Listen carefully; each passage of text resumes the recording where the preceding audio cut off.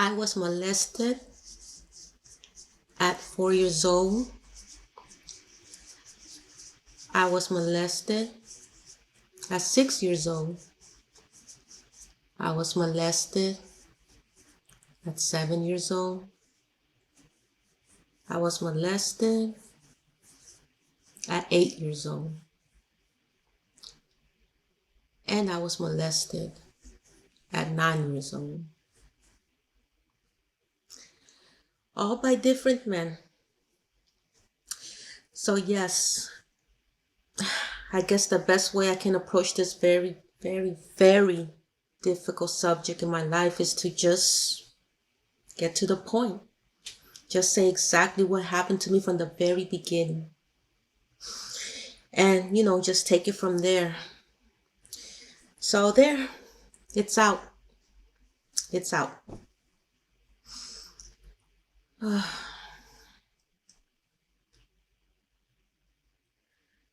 Um, I've never declared this to the public, directly from my mouth. I did write it in my book, The Other Hiroshima, and we're going to read, a chapter of what happened to me from the book. But to say out like I'm doing, never, never, never.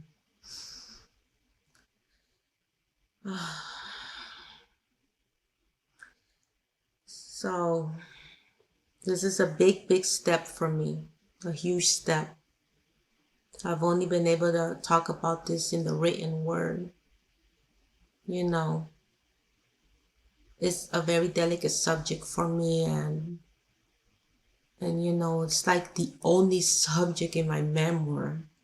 My memoir right here, The Other Hiroshima. It's the only subject in my memoir, that I haven't delved into, at all. Like really, really delved into it.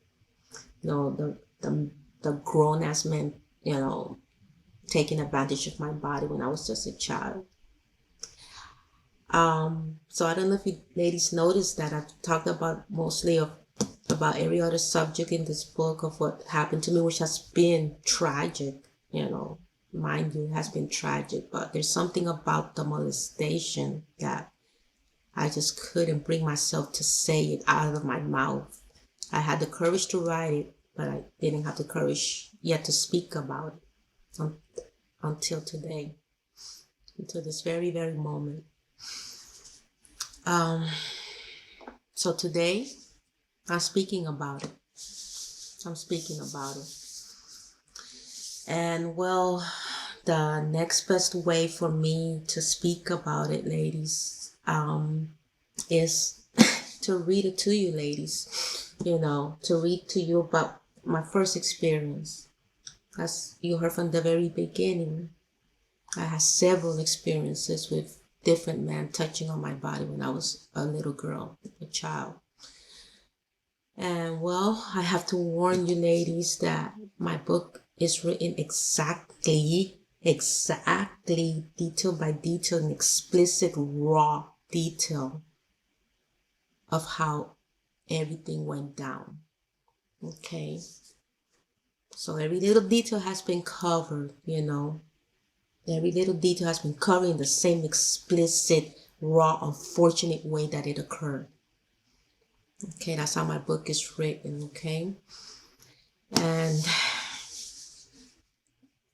I just gonna do my best to read the first chapter. I may soften up some words that I know you two may be a little iffy about, but I will try to read everything, exactly as I wrote it.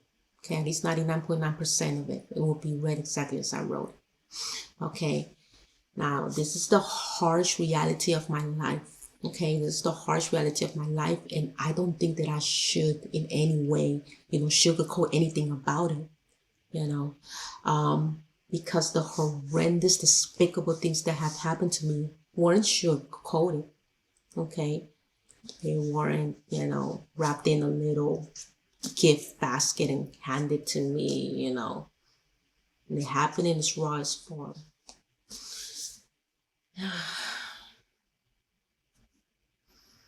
So, yeah, what happened to me just happened. So I'm going to read everything exactly as it happened. I'm going to start with the first chapter. As a reminder, the book is for free, currently for free in ebook format on Amazon. Okay, ladies? Please get the book. Please try to heal yourself in any way you can from these terrible incidents, if you can call it that happens in our childhood or even as a grown adult, but especially if you are a child and this happens to you. I hope that by reading my story, you find some healing in your life. Okay? Let me begin. So, chapter 1, the first time. So, imagine this. The year is 1982. And I'm just a 4-year-old little girl bouncing a tennis ball outside on my porch when my neighbor, who lived in a one-story duplex apartment right across from my own, sees me and beckons.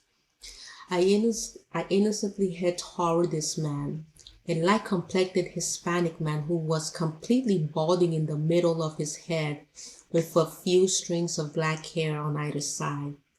He takes my hand, closes his front door, and leads me all the way inside toward his couch.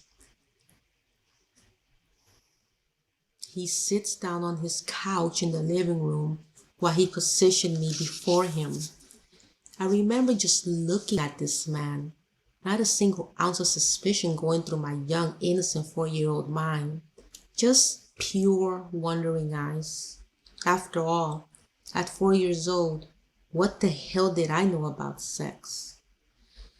Little did I know, I was about to find out that day.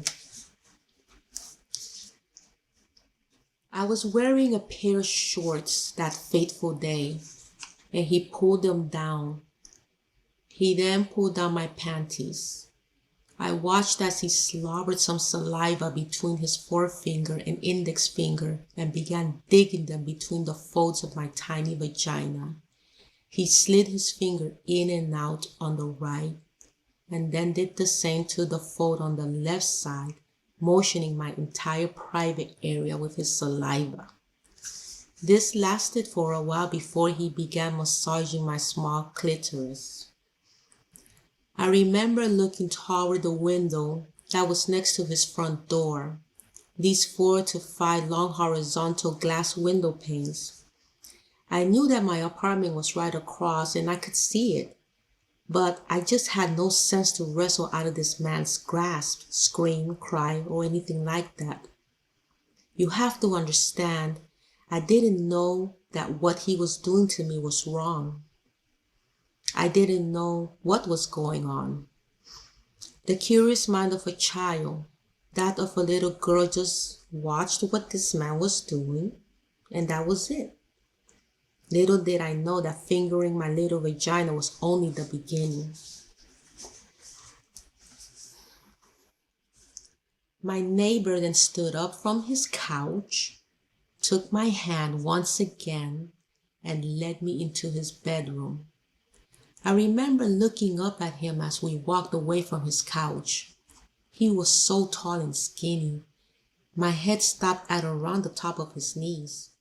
That's how small I was. Again, just a little girl. And so we arrived at his bed. Even his bed was taller than me, stopping at around 2 or 3 inches above my head. He picked me up and sat me down at the edge of it. He lay my torso back, my little legs dangling from the edge. He pulled my shorts and panties down to my knees and stuffed his face between my legs. Again, I had no idea what was happening to me. I just felt his tongue going up and down my small clitoris. I, of course, had no pubic hair at the time, and I could feel everything, including his mustache. A bushy mustache that he nuzzled up and down my entire little vagina. However, I don't remember feeling any sexual sensations at the time. I just lay there, my head turned to one side, looking at his dark room. The oral sex lasted for a couple of minutes only before he pulled my shorts and panties back up, grabbed me by the waist, and placed me on the floor.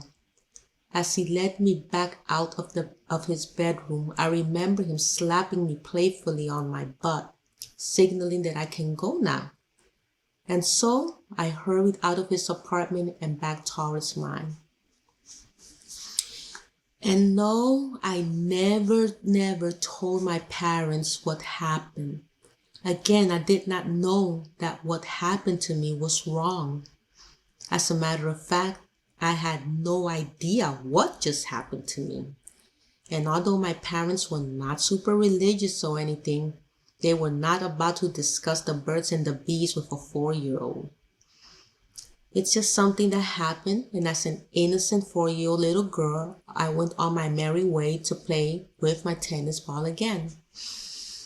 This quote-unquote man is probably dead now. I would estimate he was in his mid to late 40s at the time. So if he were alive today, he would be in his 80s.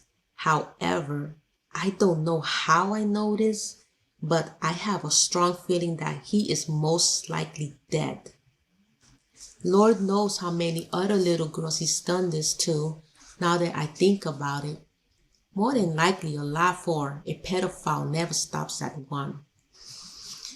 As I grew up, I found myself begin to experience vague memories of this incident. It suddenly began to flood my mind out of nowhere. I was horrified, but also in denial, telling myself, maybe I dreamed it all. After all, I was so very young. Besides, how can I remember things at 4? But yes, you can remember things at 4 years old, especially when those things are traumatic. The brain has a way of tucking trauma away in a very deep place. Disassociation or detachment from reality, some medical experts would tell you. It is the brain's attempt to protect itself, to protect me. But now the memories were coming back. Therefore, there is just no way these memories, no matter how vague they may be, will continuously play over and over in my head at different periods of my life. That's what began happening to me. I would see myself as a little girl bouncing the tennis ball. I would see this ball. I would see this tall, skinny, light-complected, strange-looking man holding my little hand, leading me into his apartment. I would see him sitting before me, sticking his fingers between my legs. I would see myself looking toward the window by his front door, seeing parts of my apartment on the other side. I would see myself laying on my back on top of his bed while his head disappeared between my legs. I would see him giving my butt that little slap to prop me on my way. I remember my parents and brother somewhere inside our apartment, but the incident happened so quickly, in a matter of minutes, that by the time any of them had time to realize where I was, the pedophile was finished with me and I was back outside again. And no, I do not blame, nor will I ever blame my parents for what happened to me, for pedophiles are unpredictable demons. They strike fast and when you least expect it. The scenes in my head will play out in different sequences. These images first came to me in my mid to late teens. Then the memories will come on stronger as I enter my 20s. So yes, it did happen. And I still kept quiet about it. Never told a soul until now. And that is titled The First Time. The second, third, fourth, fifth chapters. It's all filled with very, very similar stories of other grown-ass men taking advantage of my little body. As a child, between the ages of 4 to 9, it's in this book, my memoir, my life, The Other Hiroshima. You get it for free, ladies. And let's put these MFers on blast for doing this to innocent children. So many of us have experienced this, unfortunately, from family members, people that we trust at school, people that we trust, with our children, If you have children, I'll also be so careful who you leave your children with, Be careful where your children go. Be careful when they're outside playing. Be careful with our children. And let's bring attention. Let's bring attention to these horrible people. And let's see what we can do. If we can, I don't know, send them off to an island somewhere far away where they cannot hurt another child, Because putting them in jail, are they learning their lesson in there? I don't know. But one thing I do know is that we need to talk about it, be brave about it, and finally put a stop to it.